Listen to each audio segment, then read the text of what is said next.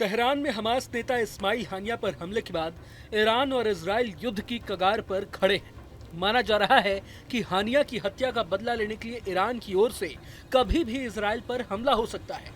लेकिन इस बीच ईरान के पड़ोसी देश पाकिस्तान ने उसे एक बड़ा झटका दे डाला है। दरअसल पिछले कुछ दिनों से यह दावा किया जा रहा था कि इजराइल के साथ युद्ध होने की स्थिति में पाकिस्तान ईरान को मीडियम रेंज की शाहीन 3 बैलिस्टिक मिसाइल दे सकता है। कहा जा रहा था कि पाकिस्तान ने ईरान को मिसाइल देने का ऐलान 57 मुस्लिम देशों के सामने ओआईसी की बैठक में किया है। इसके बाद पाकिस्तान की खूब तारीफ भी हुई थी,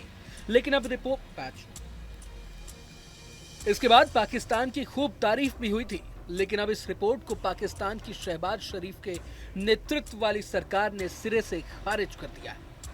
पाकिस्तान के विदेश मंत्रालय ने साफ किया है कि उसकी ईरान को शाहीन 3 देने की कोई योजना नहीं है।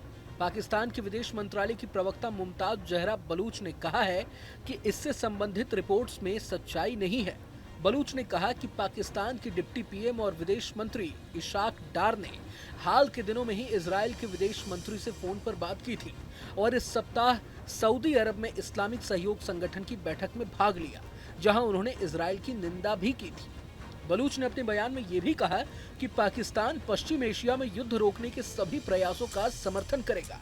हालांकि पाक विदेश मंत्रालय की प्रवक्ता ने इजराइल ईरान मुद्दे पर पाकिस्तान के अमेरिका के साथ संपर्क में होने की बात पर कोई भी टिप्पणी नहीं की। एक तरफ जहां पाकिस्तान ने ईरान को मिसाइल देने की बातों को नकारा है, तो वहीं दूसरी तरफ पाकिस्तान ने ईरान को जंग के खतरे के बारे में भी आगाह किया है। जेद्दा में ओआईसी की बैठक में पाकिस्तान ने कहा कि इजराइल जो कर रहा है उस पर गंभीर होने की जरूरत है।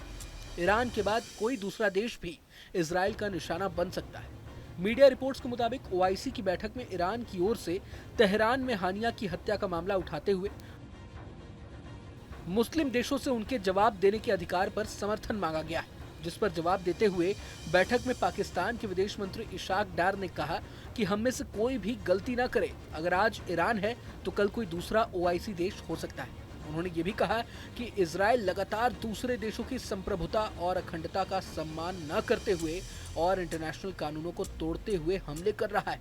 बता दें कि हमास लीडर इस्माइल हानिया की मौत का बदला लेने के लिए ईरान की तरफ से बयान तो पहले दिन से ही आ रहे हैं, लेकिन अब तक कोई हमला नहीं किया गया है। ये भी कहा जा रहा है कि ईरान ने जंग के लिए कमर कस ली है और ईरान की सेना इजराइल पर अटैक से पहले ड्रिल कर रही है, इसीलिए उसने अपना हवाई क्षेत्र बंद कर दिया है। हालांकि ईरान के लिए सबसे बड़ी चुनौती इजराइल पर हमला करने के दौरान 6 देशों के गठबंधन का सामना करना है। इजराइल के साथ साथ अमेरिका, ब्रिटेन, फ्रांस, जर्मनी और जॉर्डन भी ईरान के हमले को रोकने के लिए तैयार रहेंगे।